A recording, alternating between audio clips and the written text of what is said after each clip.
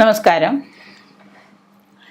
27 നക്ഷത്രങ്ങളിൽപ്പെട്ട പൂരാടം നക്ഷത്രക്കാർക്ക് ഉണ്ടാകുന്ന ദശാകാലങ്ങളിൽ ഏതൊക്കെ ദശാകാലങ്ങളാണ് മോശമായിട്ടുള്ളത്, ഏതൊക്കെ ദശാകാലങ്ങളിൽ അവരെന്തൊക്കെയാണ് ചെയ്യേണ്ടത് എന്ന് നമുക്ക് നോക്കാം.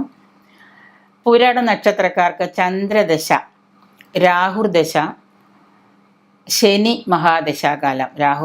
രാഹുർദശ എന്ന് പറയുമ്പോൾ അതൊരു മഹാദശ തന്നെയാണ്. ശനിദശ അത് മഹാദശയാണ്. ചന്ദ്രദശ, രാഹുർദശ, ശനി മഹാദശ ഈ 3 കാലങ്ങളും പൂരാട നക്ഷത്രക്കാർക്ക് ദോഷപ്രദനാണ്. ചന്ദ്രദശ, രാഹുർദശ, ശനി മഹാദശ ഈ 3 ദശാകാലങ്ങളിലും ഈ പൂരാട നക്ഷത്രക്കാർക്ക് ഒരുപാട് ക്രൈസിസുകളും ഒരുപാട് കാര്യങ്ങളൊക്കെ നേരിടേണ്ടതായിട്ട്, അതിലൂടെ കടന്നു പോകേണ്ടതായിട്ട് വരാം. അപ്പോൾ ചെയ്യേണ്ടതെന്ന് വെച്ച് കഴിഞ്ഞാൽ പരിഹാരക്രിയകൾ എന്തൊക്കെയാണെന്ന് വെച്ച് കഴിഞ്ഞാൽ, പൂരാടം, പൂരം, ഭരണി നക്ഷത്രങ്ങളിൽ ആദ്യം തന്നെ ക്ഷേത്ര ദർശനം നടത്താം. ക്ഷേത്ര ദർശനത്തിന് പോവാം.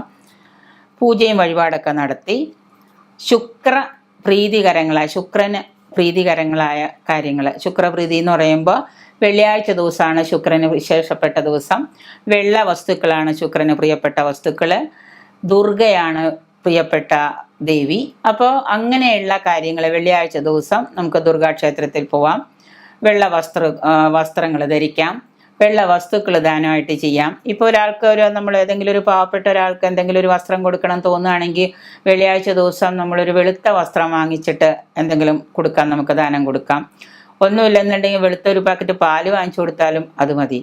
ദുർഗയ്ക്ക് വെളുത്ത പൂക്കൾ, വെള്ളപ്പൂക്കൾ, മുല്ലപ്പൂക്കൾ, നന്ദ്യാർ വട്ടത്തിൻ്റെ വെള്ളപ്പൂക്കളൊക്കെ ഉണ്ടല്ലോ നമ്മുടെ വീട്ടിലില്ലേ, അങ്ങനത്തെയൊക്കെ അതൊക്കെ മേടിച്ചിട്ട് നമ്മൾ പൂജ ചെയ്യുന്നതും അല്ലെങ്കിൽ ക്ഷേത്രത്തിൽ കൊടുക്കുന്നതും ദുർഗയ്ക്ക് കൊടുക്കുന്നതും അങ്ങനെയുള്ള കാര്യങ്ങളൊക്കെ ചെയ്യുന്നത് നല്ലതാണ്. ശുക്രന് വെള്ളിയാഴ്ച ദിവസം ദുർഗയുടെ അമ്പലത്തിൽ പോകുമ്പോൾ നമ്മൾ ദുർഗയ്ക്ക് ചുവന്ന പൂക്കളും കൊണ്ട് പോകണ്ട, വെള്ളപ്പൂക്കളും കൊണ്ട് പോയാൽ. ഒന്നും കിട്ടില്ലെങ്കിൽ ഒരു 2 മുഴ മുല്ലമാലയെങ്കിലും വാങ്ങിച്ച് നമുക്ക് സമർപ്പിക്കാം. അപ്പോൾ ഇങ്ങനെയുള്ള കർമ്മങ്ങളൊക്കെ നടത്താം. വ്യാഴവും പൂരാടവും ചേരുന്ന ദിവസം, വ്യാഴാഴ്ച ദിവസമാണ്, പൂരാടം ദിവസമാണ്.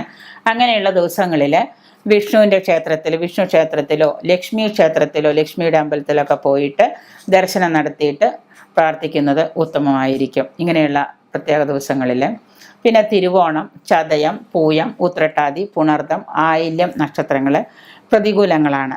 ഈ പറയുന്ന പൂരാട നക്ഷത്രക്കാർക്ക് തിരുവോണം നക്ഷത്രം, ചതയം നക്ഷത്രം, പൂയം നക്ഷത്രം, ഉത്രട്ടാതി, പുണർദം, ആയില്യം ഇതൊക്കെ ദോഷം തന്നെയാണ്. വെള്ള നിറവും മഞ്ഞ നിറവും അനുകൂല നിറങ്ങളാണ് പൂരാട നക്ഷത്രക്കാർക്ക്. വെള്ള നിറവും മഞ്ഞ നിറവും.